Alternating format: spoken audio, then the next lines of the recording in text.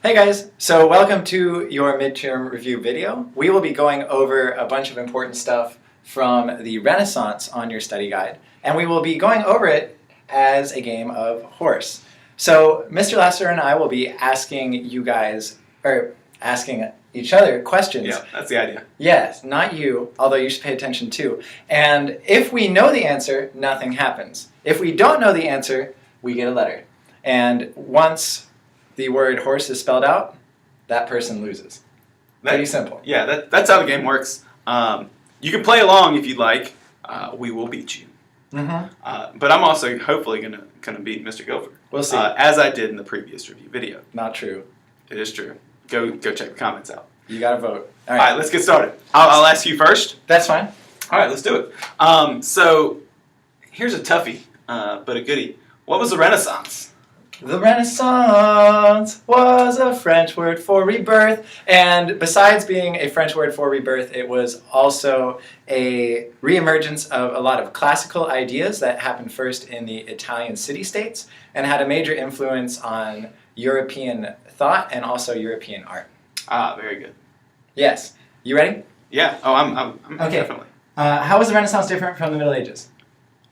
The Renaissance was different from the Middle Ages because we see a revival of the older classical ways of thinking and an openness to trade, an openness to new sciences, new understandings of the world.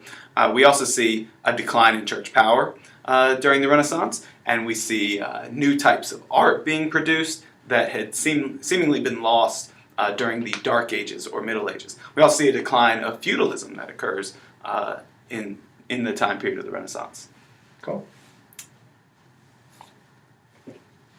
Oh, I'm supposed to ask you. Yeah. Sorry, I'm in here just making fun of you and while you look away. Why did the Renaissance begin in and around Italy around the 1400s?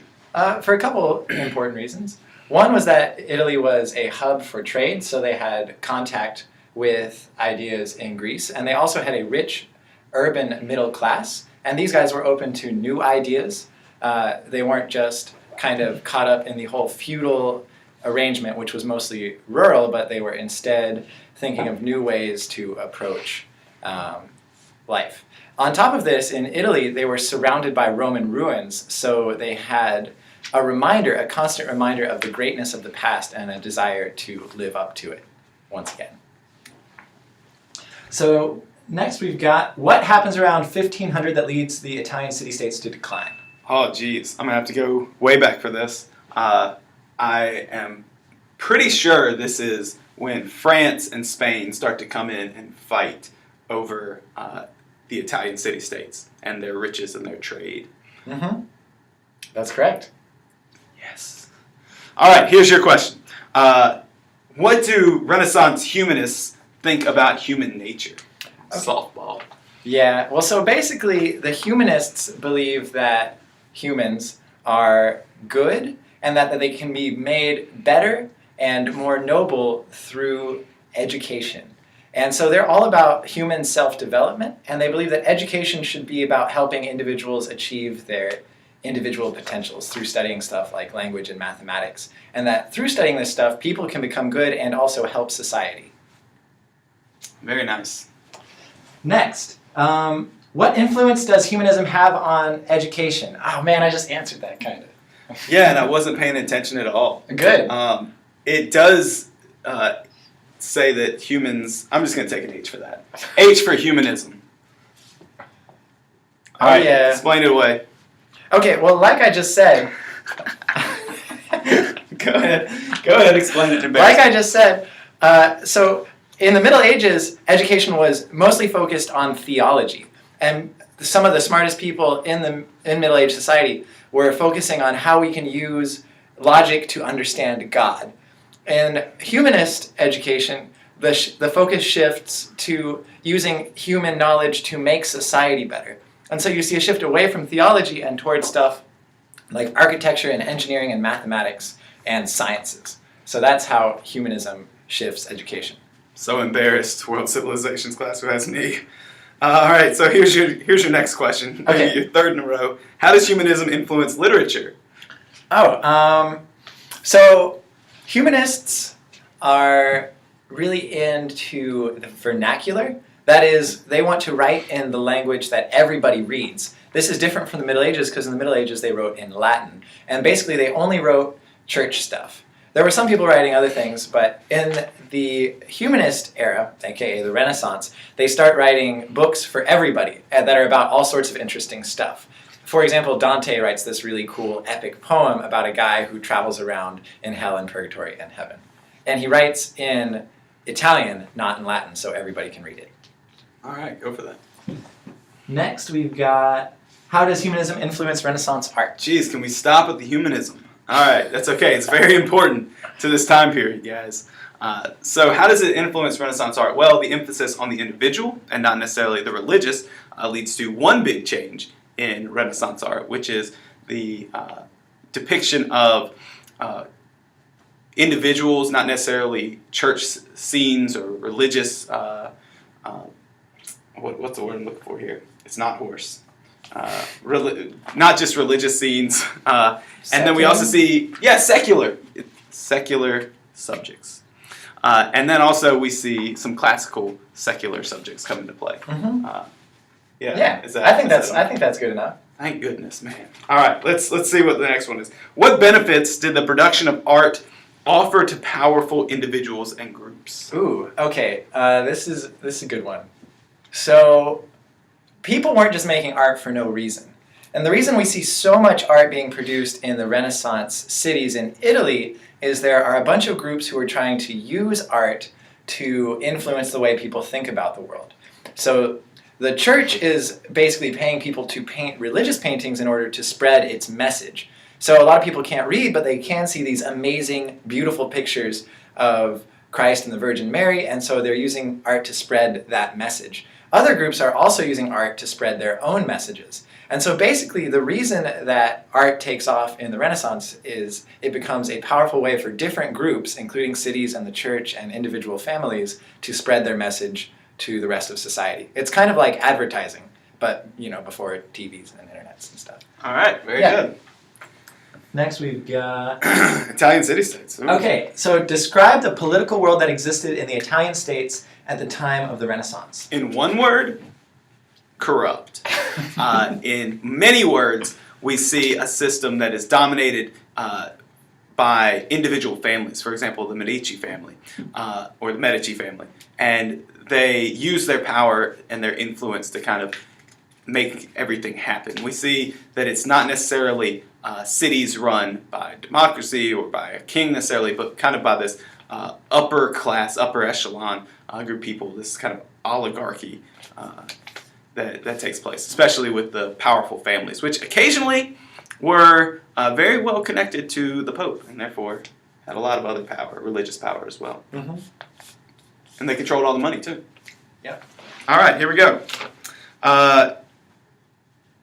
Identify aspects of Italian society that allowed for the Renaissance. So that's a tough one. I guess I would say that Italy was primarily an urban society rather than a rural society, and that it was focused on trade. How exactly this leads to the changes that we call the Renaissance, I'm kind of not sure how to articulate right now. I think it sounds like an H. Yeah, I'll take the H. Yeah, there you go. So, of course, Italy is located on the Mediterranean. It's in southern Europe. The proximity of Italy to... I messed up on my H the first time. You should have an O for that. Italy's proximity to the ancient Roman culture, to Greece.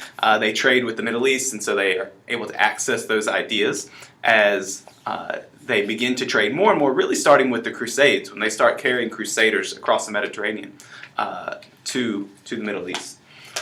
So their interaction with those ideas make it an ideal home for the Renaissance. That's beautiful.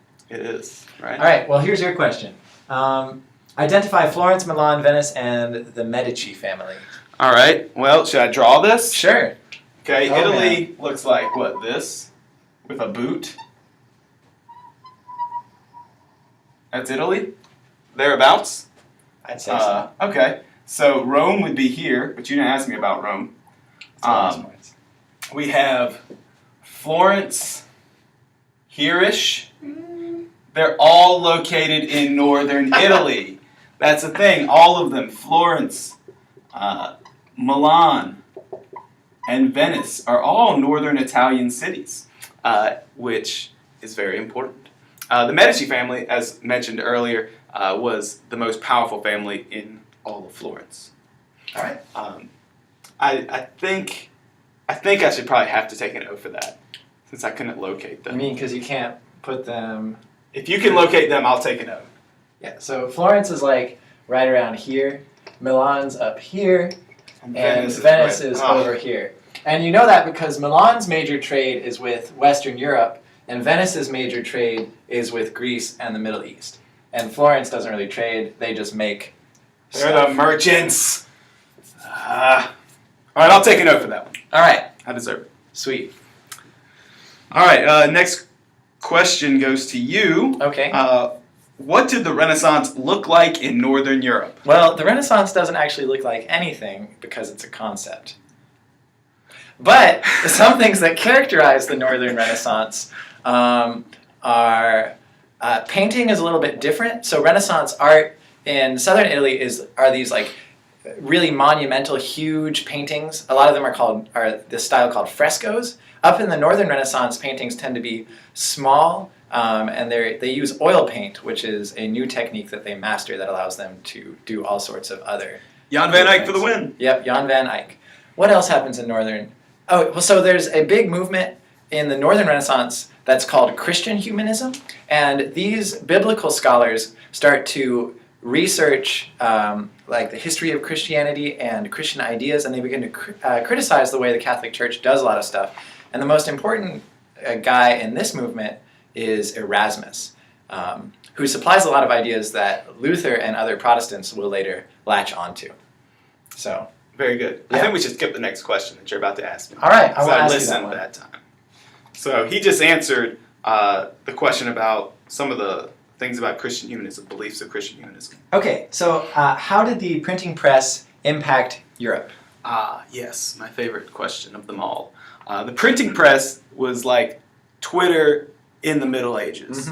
So we see the printing press be the movable type printing press of Gutenberg allows messages to get out there much faster. Instead of handwriting a copy of a book, which might take up to 5 months, in those 5 months, this movable type machine could print 500 books or 100 books, which of course expanded the amount of books that were available, made them much cheaper, spread knowledge, increased literacy rates, and most importantly, spreads the ideas of the Renaissance with humanism, which of course helps lead to the ideas of the Reformation and Martin Luther being spread during this time as well. All right. All right. What does it mean for a nation to become centralized? And part two, what are the advantages of centralization? Okay, so if a nation is centralized, that means that there is a person or a group of people within that nation who has basically concentrated political, military, and economic power. So this is the ability for this group of people to make laws, to regulate trade, to tax the population, and also to raise and control an army. And so this would mean that this group would basically have all the power within this nation. And now there are advantages to this. So if you have a nation that's not centralized, that means there's not one person or group making decisions. So it's hard to organize the way your nation behaves. It's like a bunch of little groups that don't always work together. In a centralized nation, you can take all the resources and all the power of that nation and direct it towards focused long-term goals. So basically, centralization makes you more powerful than you would be otherwise. Very good. What obstacles stood in the way of monarchs who sought to centralize their countries? Well, the biggest one were the people who were next in power to the monarchs, which are the nobles. The nobles really didn't like giving up their power. In order to centralize, you had to convince nobles, basically, to give all the resources that might pay an army to the monarch in that area. So we see kind of an end to feudalism, as this centralization occurs, nobles losing almost all power, the monarchs able to tax the land and create a private army that would defend the whole land, and so the nobles really stood in the way. Another one I might say that maybe we didn't talk so much about in class is the church. In some of these places, taxation, many of the taxes went directly to the church, and these monarchs needed to tax that land in order to centralize.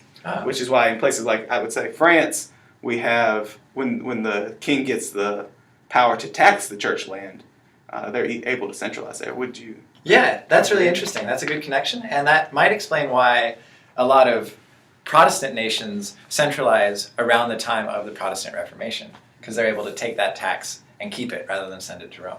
Yeah. Whoa. Hey, check it out. All right, your next question. How did Louis XI centralize France, and why did Maximilian I fail at centralizing the Holy Roman Empire? Okay, so Louis XI, known as the Spider, was kind of, spidery.